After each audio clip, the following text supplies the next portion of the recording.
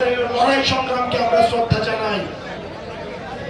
একই সাথে সাথে এই জিনিসটি আপনাদের কাছে আহ্বান জানাই, এই আওয়ামী লীগের চ্যাপ্টারটা 5ই আগস্টই ক্লোজ হয়ে গেছে, এটাকে রিওপেন করার চেষ্টা করে। আমাদেরকে বলা হয় বিদেশ থেকে নাকি ইনক্লুসিভ ইলেকশনের এক ধরনের প্রেশার রয়েছে। 2014 সালে যখন বিএনপি নির্বাচনে আসে নাই, তখন ইনক্লুসিভ ইলেকশন কোথায় ছিল? 24 সালে ইনক্লুসিভ ইলেকশন কোথায় ছিল? মিডনাইট ইলেকশনের সময় ইনক্লুসিভ ইলেকশন কোথায় ছিল? বাংলাদেশের রাজনীতি এই ভূখণ্ডের মধ্য থেকে নির্ধারিত হবে, বিদেশের প্রেসক্রিপশনে বাংলাদেশের রাজনীতি নির্ধারিত হবে না।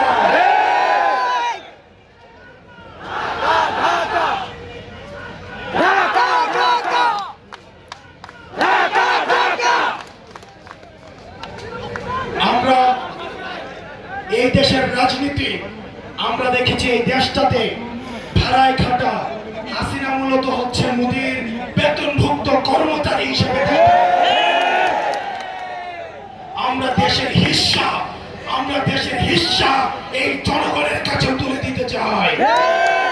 সুতরাং এই বারবার আওয়ামী লীগের প্রশ্নটাকে যারা টেনে নিয়ে আসে, 5ই আগস্ট যে বিষয়টি সিদ্ধান্ত হয়ে গিয়েছে, এই বিষয়টিকে বারবার টেনে নিয়ে আসে যারা আমাদের অস্থিতিশীল করার চেষ্টা করেন, আমরা অন্তর্বর্তীকালীন সরকারকে বলতে চাই, এই প্রজন্মের যে কনফ্লিক্ট আমরা চাই এটা এখনই শেষ হয়ে যাক, আজকেই শেষ হয়ে যাক। এই আওয়ামী লীগ নামক ভাইরাস নিয়ে এই বাংলাদেশ আমরা একদিনও থাকতে চাই না।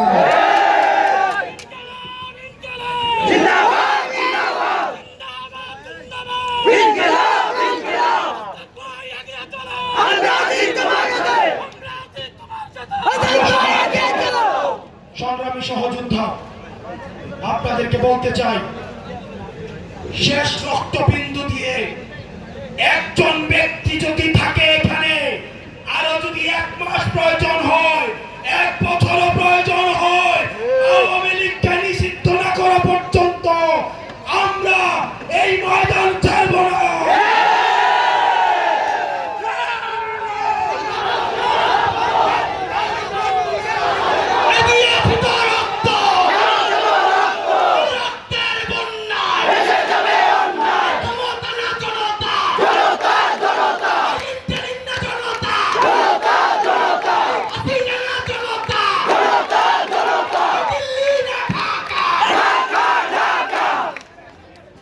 দেশের মূলত অগ্রগতি থেকে শুরু হবে, যেই দিন বাংলাদেশ এই টাইটেলটা পাবে, বাংলাদেশ উইদাউট আওয়ামী লীগ।